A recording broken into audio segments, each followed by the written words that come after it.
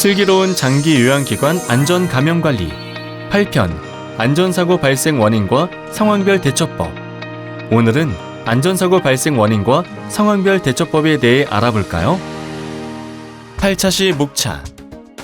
화재 예방과 관리. 화재 대처 방법. 화재 진압 방법. 119 신고 절차. 화재 발생 시 업무 분장. 낙상 관리. 환경 정비 시 유의사항. 불시에 일어나는 안전사고, 올바른 대처법에 대해 알아보겠습니다. 시설 내에서 발생하는 화재를 예방하기 위해서는 평소 스프링클러와 화재 감지기, 소화기 등 기초 소방시설의 작동 여부를 정기적으로 확인해야 합니다. 특히 소화기는 제조일이 10년이 넘은 경우 새 것으로 교체하고, 화재 감지가 없는 곳에는 단독 경보형 감지기 추가 설치를 권장합니다. 또 시설에서는 화재 진압 및 피난 훈련을 정기적으로 실시합니다. 화재는 다양한 원인으로 인해 발생하는데요. 담뱃불에 의해 발생하는 화재 예방을 위해서 흡연은 편리하고 안전한 장소를 흡연구역으로 정하여 지정된 장소에서만 흡연하도록 합니다. 담배꽁초는 반드시 잿더리에 버리고 불시의 유무를 확인합니다. 잿더리에는 약간의 물 또는 모래를 부어넣고 흡연구역에는 소화기를 비치합니다. 전기로 인한 화재 역시 주의해야 합니다. 전열기 사용 시 자동온도 조절 작동 여부 등을 수시로 점검합니다. 사용한 전기기구는 반드시 플러그를 뽑거나 스위치를 꺼놓습니다. 한 콘센트에 여러 개의 플러그를 꽂는 문어발식 사용은 하지 않습니다.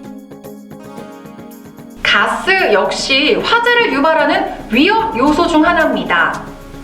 가스 시설 및 기구 이용 시에는 자리를 비우지 않고 창문을 열어 실내를 충분히 환기시킵니다. 가스레인지 주변에는 가연성 물질을 두지 않습니다. 화재를 예방하기 위한 기초 소방시설이 어떤 것이 있는지 알아보겠습니다.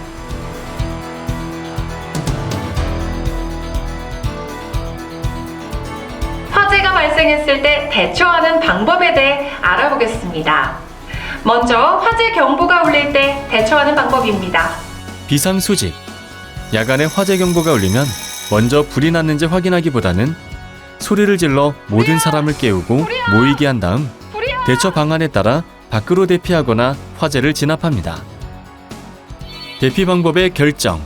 문이 있는 공간 이동 시 손등으로 출입문 손잡이를 만져 손잡이가 따뜻하거나 뜨거우면 문 반대쪽에 불이 난 것이므로 문을 열지 않습니다. 연기가 들어오는 방향과 출입문 손잡이를 만져보아 계단으로 나갈지 창문으로 구조 요청을 할지 결정합니다. 신속한 대피. 대피를 할 때에는 절대 엘리베이터를 이용하지 않고 계단 또는 지정된 대피로를 통하여 지상으로 대피합니다. 대피가 어려운 경우 창문으로 구조 요청을 하거나 대피 공간 또는 경량 칸막이를 이용하여 대피합니다. 119 신고. 안전한 장소로 이동한 후 119에 신고합니다. 휴대폰이 있어 신고가 가능하다면 속히 신고하되 신고로 대피 시간을 놓치지 않도록 합니다. 대피 후 인원 확인. 공터나 들, 사전에 약속한 안전한 장소로 대피한 후 인원을 확인합니다. 주변에 보이지 않는 사람이 있다면 출동한 소방관에게 알립니다. 다음은 직접적으로 불을 발견했을 때 대응 방법입니다. 연기가 발생하거나 불이 난 것을 보았다면 불을 발견한 순간 불이야 라고 소리치거나 비상벨을 눌러 주변의 화재 상황을 알립니다. 화재 정도에 따라 진압과 대피 여부를 결정하는데 불길이 천장까지 닿지 않는 작은 불이라면 소화기나 물 양동이 등을 활용해 신속히 불을 끕니다.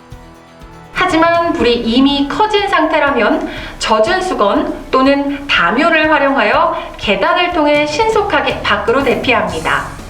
시설 밖으로 대피가 어려운 경우 경량 칸막이를 이용하여 대피하거나 완강기를 이용하여 창문으로 나가는 방법, 실내 대피 공간으로 대피하였다가 불이 꺼진 후 나오는 방법 등을 활용해 안전을 확보합니다.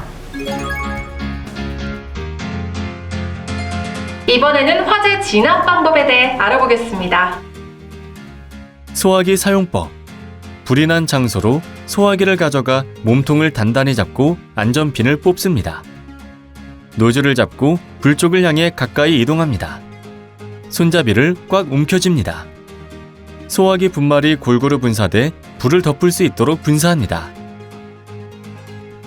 자, 그럼 소화기 사용법 다시 정리해 볼까요?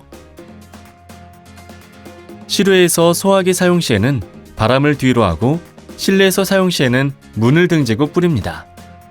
그리고 일반, 유류, 전기 화재는 ABC 소화기, 주방에서는 K급 소화기를 사용하는 등 소화기마다 화재 진압의 적응성과 특성이 다르니 평소의 숙지가 필요합니다. 소화기 사용법. 소화전 사용 시에는 가급적 2인 1조로 작업하며 평소 소화전함 주변에는 장애물을 두지 않습니다. 소화전을 사용할 때는 먼저 소화전함의 문을 열고 호스와 노즐이 연결되어 있는지 확인합니다. 호스를 밖으로 꼬이지 않도록 불이 난 곳까지 길게 펴주고 한 사람은 노즐을 잡고 방수 자세를 취하고 대기합니다. 다른 한 사람이 밸브를 돌려 물이 나오는 것을 확인한 후 뛰어가 호스 잡는 것을 돕습니다. 노즐의 끝을 돌려 물의 양을 조절해가며 불을 끕니다.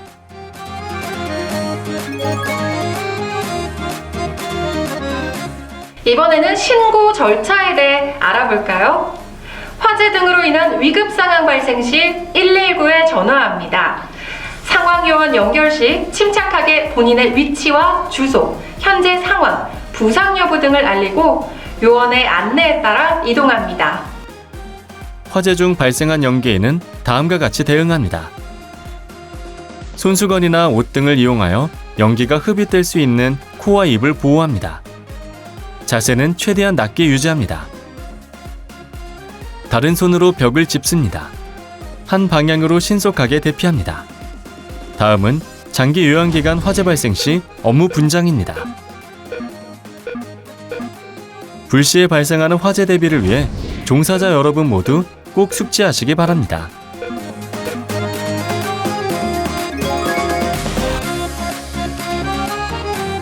장기 요양기관의 특성상 기력이 약한 수급자들이 이동 시 넘어지거나 침대 등에서 떨어져 다치는 낙상사고가 종종 발생하는데요. 낙상사고 발생 시 어떻게 대처하고 주의해야 하는지 알아보겠습니다. 낙상한 환자에게선 타박상과 염좌, 찰과상, 자상 등의 증상이 나타나는데요.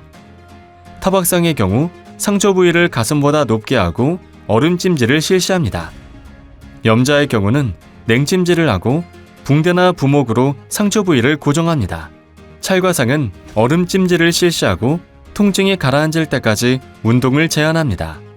자상이 발생한 경우 지혈부터 실시하고 즉시 병원을 방문합니다.